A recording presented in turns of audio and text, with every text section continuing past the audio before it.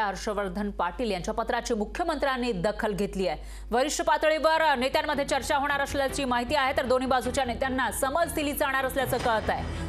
काल हर्षवर्धन पाटील यांनी मुख्यमंत्री शिंदे यांना पत्र लिहिलेलं होतं, तर मुख्यमंत्री एकनाथ शिंदे यांच्याकडून या पत्राची दखल घेण्यात आली आहे आणि 2 दिवसांमध्ये यावर चर्चा होणार असल्याची माहिती समोर येते। आपल्याच युतीमधील काही पक्षांकडून धमकी दिली जात असल्याचं पत्र त्यांनी लिहिलेलं होतं आणि याच पत्राची दखल मुख्यमंत्र्यांकडून घेण्यात आली आहे। आणि याविषयी अधिक माहितीसाठी आपले प्रतिनिधी अमोल धर्माधिकारी हे आपल्यासोबत जोडले गेले आहेत। थेट जाऊयात।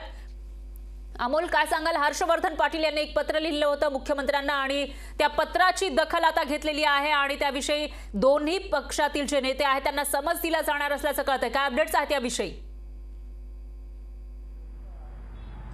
काल आपण पाहिलं की हर्षवर्धन पाटील जे भाजपचे नेते आहेत आणि इंदापूर तालुक्याचे नेते आहेत, यांना अजित पवार गटाच्या एका पदाधिकाऱ्याने भर सभेमध्ये धमकी दिलेली होती आणि हे जे शीतयुद्ध आहे ते आपण गेल्या काही दिवसांपासून पाहतोय। महायुतीमध्ये हे सगळं काही आलबेल असल्याचं चित्र सध्या तरी आपल्याला इंदापूर तालुक्यामध्ये दिसत नाही आणि त्यामुळे अजित पवार विरुद्ध हर्षवर्धन पाटील असा जो संघर्ष आहे तो इंदापूर तालुक्यामध्ये पाहायला मिळालेला होता। आणि 2 दिवसापूर्वी जी अजित पवार गटाची सभा झालेली होती त्या सभेमध्ये एका पदाधिकाऱ्याने थेट हर्षवर्धन पाटील यांना धमकी दिलेली होती। याच सगळ्या प्रकरणाची गंभीर दखल घेत हर्षवर्धन पाटील यांनी काल मुख्यमंत्री एकनाथ शिंदे यांना पत्र लिहिलेलं होतं आणि या सगळ्यावर गंभीरपणे विचार करावा अशा प्रकारची मागणी त्यांनी केलेली होती। आता या पत्राची दखल मुख्यमंत्र्यांनी घेतलेली आहे आणि हा जो काही संपूर्ण वाद आहे तो समोरासमोर बसवून मिटवूया असं सुद्धा त्यांना सांगितलेलं आहे आणि आज रात्री किंवा उद्यापर्यंत ही बैठक होण्याची शक्यता आहे। आणि अजित पवार आणि त्याचबरोबर भाजपचे वरिष्ठ नेते याबरोबर देवेंद्र फडणवीस आणि त्याचबरोबर चंद्रशेखर बावनकुळे हे सुद्धा या बैठकीमध्ये असण्याची शक्यता आहे। महायुतीमध्ये कुठेही तणाव निर्माण होऊ नये याची काळजी आता मुख्यमंत्र्यांनी घेतलेली आहे आणि त्यामुळेच हर्षवर्धन पाटील यांनी जे काही पत्र लिहिलेलं आहे आणि त्यांनी जी काही मागणी त्या पत्रामधून केलेली आहे याची दखल आता मुख्यमंत्र्यांनी घेतल्यानंतर खरंच इंदापूरमधला हा जो वाद म्हणजेच अजित पवार विरुद्ध हर्षवर्धन पाटील हा जो वाद आहे तो शमणार का हे सुद्धा पाहणं महत्त्वाचं आहे। कारण की हर्षवर्धन पाटील यांच्या कन्या असलेल्या अंकिता पाटील यांनी सुद्धा आता आक्रमक भूमिका घेतलेली आहे आणि जशास तसं उत्तर देण्याची तयारी सुद्धा भाजपने केलेली आहे असं सुद्धा काल त्यांनी बोलताना म्हटलेलं आहे। आणि त्यामुळेच आता मुख्यमंत्र्यांची शिष्टाई यामध्ये यशस्वी होतीये का हे पाहणं महत्त्वाचं असेल। उद्यापर्यंत या संपूर्ण तोडगा आहे तो निघण्याची शक्यता आहे। खरंच या दोन्ही म्हणजे हर्षवर्धन पाटील आणि अजित पवार गटाचे जे कार्यकर्ते आहेत यांच्यामध्ये मनोमिलन होणार का हे पाहणं महत्त्वाचं आहे। कारण की अजित पवारांसाठी आगामी लोकसभा निवडणुकीमध्ये सुनेत्रा पवार यांना जर उमेदवारी दिली तर इंदापूर तालुक्यातलं राजकारण हे आपण पाहतो गेल्या अनेक वर्षांपासून हर्षवर्धन पाटील यांच्या बाजूने असलेला पाहायला मिळते आणि त्यामुळे हा जो वाद आहे तो कुठेतरी आगामी लोकसभा निवडणुकीमध्ये अजित पवार गटालाच नुकसानकारक ठरू शकतो आणि त्यामुळे यामध्ये सामंजस्याची भूमिका घेऊन मुख्यमंत्री आता यामध्ये पुढे आलेले आहेत आणि आज किंवा उद्या साधारण या बैठकीचं आयोजन करण्यात आलेलं आहे। दोन्ही पक्षातले जे प्रमुख नेते आहेत ते या बैठकीला उपस्थित राहतात आणि निर्माण झालेला आहे तो मिटवण्याचा प्रयत्न मुख्यमंत्री एकनाथ शिंदे यांच्याकडून केला जाणार आहे।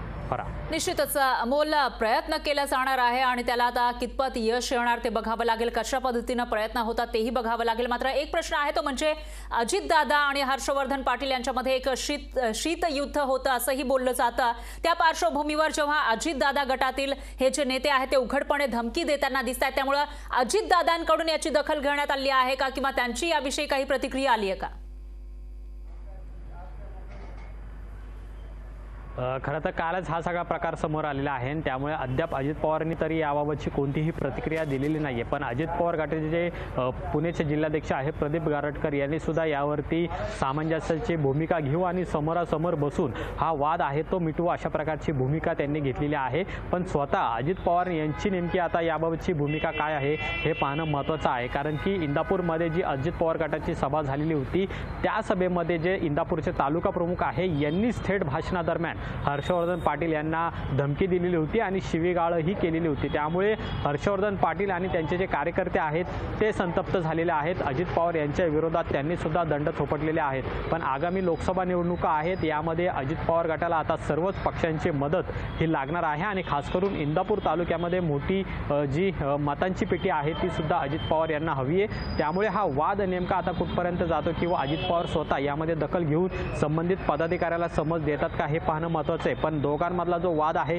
तो अनेक वर्षांपासून आपल्याला पाहायला मिळतं। 2014 पासून सातत्याने हर्षवर्धन पाटील विरुद्ध अजित पवार हा वाद आहे तो महाराष्ट्राला माहिती आहे आणि त्यामुळे आगामी लोकसभा निवडणुकीमध्ये जरी अजित पवारांनी सबुरीची भूमिका घेतली तरी मात्र हर्षवर्धन पाटील काय भूमिका घेतात हे पाहणं महत्त्वाचं आहे, कारण की त्यांना विधानसभेचा शब्द जर दिला तर लोकसभेला मदत होईल असं सुद्धा त्यांच्या कन्या अंकिता पाटील यांनी आधीच म्हटलेलं आहे आणि त्यामुळे हा समझोता नेमका कशा प्रकारे होतो, देवेंद्र फडणवीस मुख्यमंत्री अजित पवार तिघांच्या बैठकीमध्ये नेमका हा वाद शमणार का हे सुद्धा पाहणं महत्त्वाचं असणार आहे। निश्चितच अमोल, हा वाद शमणार की वाढत जाणार, आणि जर हा वाद वाढत गेला तर महायुतीला मात्र लोकसभेच्या निवडणुकीमध्ये याचा फटका बसण्याची शक्यता आहे। त्यामुळे आता कशा पद्धतीने दोन्ही गटाच्या नेत्यांची समजूत काढली जाते ते बघावं लागेल। दरम्यान धन्यवाद तुम्ही दिलेल्या या सविस्तर माहितीसाठी।